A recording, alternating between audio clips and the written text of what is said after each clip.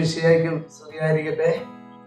ഈശോയിൽ പ്രിയപ്പെട്ടവരെ, Marian mediation പാലായുടെ വചനവീതിയിലേക്ക് ഏവർക്കും സ്വാഗതം. ഇന്ന് നാം വിശുദ്ധ ബൈബിളിൽ നിന്ന് ധ്യാനിക്കുന്ന വിഷയം പൗലോസ് അപ്പോസ്തലൻ റോമായിലെ സഭയ്ക്കെഴുതിയ ലേഖനം 5-ാം അധ്യായം 5-ാം തിരുവചനമാണ്. അവിടെ പൗലോസ് അപ്പോസ്തലനിലൂടെ ദൈവത്തിന്റെ പരിശുദ്ധാത്മാവ് ഇങ്ങനെ രേഖപ്പെടുത്തിയിരിക്കുന്നു: പ്രത്യാശ നമ്മെ നിരാശനാക്കുന്നില്ല. അതേ സഹോദരങ്ങളെ, ദൈവത്തിലുള്ള പ്രത്യാശ ഒരു മനുഷ്യനെയും നിരാശനാക്കുന്നില്ല. എന്നാൽ നാം ഇന്ന് ലോകത്തിലേക്ക് നോക്കുമ്പോൾ ഇന്ന് നിരാശപ്പെട്ട് കഴിയുന്ന മനുഷ്യരുടെ എണ്ണം ഇന്ന് കൂടിക്കൊണ്ടിരിക്കുകയാണ്. ഇന്ന് ഒരു 100 പേരെ എടുത്തു നോക്കുമ്പോൾ 99 പേരുടെ മുഖം നിരാശയിലാണ്. അവരുടെ അധരങ്ങളിൽ നിന്ന് കടന്നു വരുന്ന വാക്കുകൾ നിരാശയുടെ വാക്കുകളാണ്. ഇന്നെന്നെ ശ്രമിക്കുന്ന സഹോദരങ്ങളെ, ഈ തിരുവചനം ഇന്ന് നമ്മുടെ ജീവിതത്തിലേക്ക് ഒന്ന് ചേർത്ത് വെച്ച് നമ്മൾ ഇന്ന് ധ്യാനിക്കുമ്പോൾ, ഇന്ന് നമ്മൾ ഏതെങ്കിലും നിരാശയുടെ തടവറയിലാണോ എന്ന് നമ്മൾ കഴിയുന്നത്? ഇന്ന് നമ്മുടെ ജീവിതത്തിന്റെ മുന്നിൽ ചില പ്രശ്നങ്ങള്, ചില പ്രതിസന്ധികള് നമ്മളെ നിരാശയിലേക്ക് നയിക്കുമ്പോൾ, അത് രോഗമായിരിക്കാം, തലമുറകളെ കുറിച്ചുള്ള വേദനയായിരിക്കാം, സ്വന്തമായൊരു വീടില്ലാത്ത അവസ്ഥയായിരിക്കാം, ചില രോഗപീഠകള് നമ്മളെ അനുദിനം അലട്ടുന്ന അവസ്ഥയായിരിക്കാം, ഒരു ജോലിയില്ലാത്ത അവസ്ഥയായിരിക്കാം.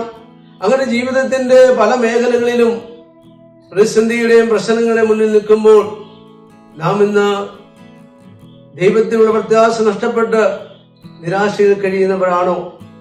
ആണെങ്കിൽ പ്രിയമുള്ളവരെ, നമ്മൾ നിരാശയുടെ തടവറയിൽ നിന്ന് നമ്മൾ പുറത്തു ചാടണം. നിരാശ ഒരിക്കലും നമ്മളെ വിജയത്തിലേക്ക് എത്തിക്കുകയില്ല. നിരാശ നമ്മളെ പരാജയത്തിലേക്കും ഭയത്തിലേക്കുമാണ് നയിക്കുന്നത്.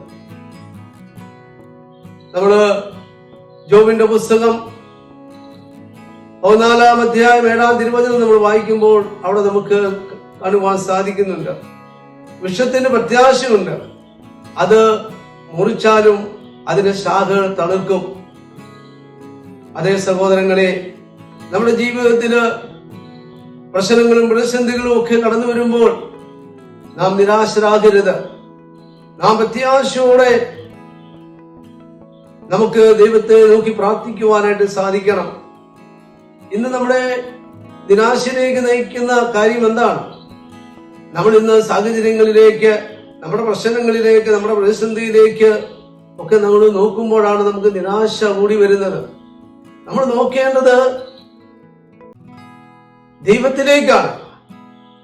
ആ ദൈവത്തിലേക്ക് നമ്മൾ നോക്കുമ്പോൾ, പ്രിയമുള്ളവരെ, ഒരു പ്രതിസന്ധിക്കും ഒരു പ്രശ്നത്തിനും, ഞാൻ മുമ്പ് പറഞ്ഞ പോലെ രോഗമായിരിക്കാം, സാമ്പത്തിക മേഖല തകർച്ചയായിരിക്കാം, തലമുറയെ കുറിച്ചുള്ള ഭാരമായിരിക്കാം, അങ്ങനെ നിരവധിയായ പ്രശ്നങ്ങളുടെ മുന്നിൽ നാം നിൽക്കുമ്പോൾ അതിനൊന്നും, പ്രിയമുള്ളവരെ, നമ്മളെ തളർത്തുവാനായിട്ട് സാധിക്കുകയില്ല.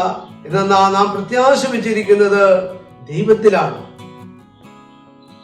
നമ്മൾ യോഹന്നാന്റെ സുവിശേഷം 5-ാം അധ്യായം വായിക്കുമ്പോൾ അവിടെ നമ്മളൊരു രോഗസൗഖ്യം കാണുന്നുണ്ട്. ദൈവത്തിന്റെ വലിയൊരു പ്രവൃത്തി കാണുന്നുണ്ട്. 38 വർഷക്കാലം ആ കുളക്കരയിൽ കിടന്ന ആ സഹോദരന്, അവന്റെ മുന്നിലും അവന്റെ കൂടെ വന്നവരും അവന്റെ പിന്നാലെ വന്നവരും പ്രിയമുള്ളവരെ സൗഖ്യം പ്രാപിച്ചു. നമ്മൾ അവിടെ കാണുന്നുണ്ട്, അവരെല്ലാം ദൈവത്തിന്റെ ദൂതന്മാരാണ് സുഖപ്പെടുത്തിയത്. എന്നാൽ ഇവൻ നിരാശനാകാതെ പ്രത്യാശയോടെ, ഇന്നല്ലെങ്കിൽ നാളെ എന്റെ ദൈവം എനിക്ക് സൗഖ്യം നൽകും, ഞാൻ എഴുന്നേറ്റ് നടക്കുമെന്ന പ്രത്യാശയോടെ അവൻ അവിടെ കിടന്നു. സഹോദരങ്ങളെ, അവന്റെ അടുക്കിലേക്ക് ദൈവദൂതന്മാരല്ല വന്നത്, സ്വർഗത്തിലെ ദൈവം തന്നെയാണ് അവന്റെ അടുക്കിലേക്ക് വന്നത്, അവനെ സുഖപ്പെടുത്തിയത്. അതേ സഹോദരങ്ങളെ, നമുക്ക് പ്രത്യാശയോടെ ദൈവത്തിന്റെ സന്നിധിയിലേക്ക് നമുക്ക് നോക്കാം. പ്രശ്നങ്ങളും പ്രതിസന്ധികളും നമ്മളെ തളർത്താതെ നമുക്ക് ദൈവത്തിൽ നിന്ന് നന്മ പ്രാപിക്കുവാൻ, അനുഗ്രഹം പ്രാപിക്കുവാനായിട്ട് നമ്മെ തന്നെ നമുക്ക് കർത്താവിന്റെ കരങ്ങളിലേക്ക് സമർപ്പിക്കാം. സാഹചര്യങ്ങളിലേക്കല്ല നോക്കേണ്ടത്, നമ്മളിലേക്കല്ല നോക്കേണ്ടത്, ദൈവത്തിലേക്കാണ് നമ്മൾ നോക്കേണ്ടത്. അതുകൊണ്ടാണ് സങ്കീർത്തനക്കാരൻ പറഞ്ഞത് 34:5 അവിടുത്തെ നോക്കിയവർ പ്രകാശിതരായി അവർ ഒരു നാളിൽ ലജ്ജിതരാകുകയില്ല. അതേ സഹോദരങ്ങളെ, ദൈവത്തെ നോക്കുന്ന ആരും നിരാശരാകുവാൻ ദൈവം അനുവദിക്കുകയില്ല. എന്നാൽ ദൈവത്തെ പ്രത്യാശ വെക്കുന്നവൻ അവന്റെ ജീവിതവും വിജയത്തിലേക്ക് നയിക്കപ്പെടുന്നു. ഈ സത്യം നമ്മൾ തിരിച്ചറിയണം. ഇത് തിരിച്ചറിയാത്തതാണ് നമ്മൾ നിരാശയിലേക്ക് പോകുന്നത്, നമുക്ക് പ്രത്യാശ നഷ്ടപ്പെടുന്നത്. അതുകൊണ്ട് ജീവിക്കുന്ന ദൈവത്തിൽ നമുക്ക് പ്രത്യാശ വെക്കാം. ആ ദൈവം നമ്മുടെ ജീവിതത്തിലേക്ക് കടന്നു വരും. ആ തളർവാദ രോഗിയുടെ അവന്റെ ജീവിതത്തിലേക്ക് കടന്നു വന്നതുപോലെ നമ്മുടെ ജീവിതത്തിലേക്ക് ദൈവം കടന്നു വരും. പ്രിയമുള്ളവരെ, ഈ 2026 ദൈവം നമുക്ക് വേണ്ടി പ്രവർത്തിക്കുന്ന ഒരു വർഷമാണ്. നമുക്ക് പ്രത്യാശയോടെ വിശ്വാസത്തോടെ നമ്മുടെ പ്രതിസന്ധികളും പ്രശ്നങ്ങളും എല്ലാം അവിടുത്തെ കരങ്ങളിലേക്ക് സമർപ്പിച്ചുകൊണ്ട് നമുക്ക് പ്രാർത്ഥിക്കാം. ദൈവം നമ്മളെല്ലാവരെയും സമൃദ്ധമായി അനുഗ്രഹിക്കട്ടെ. ആമേൻ.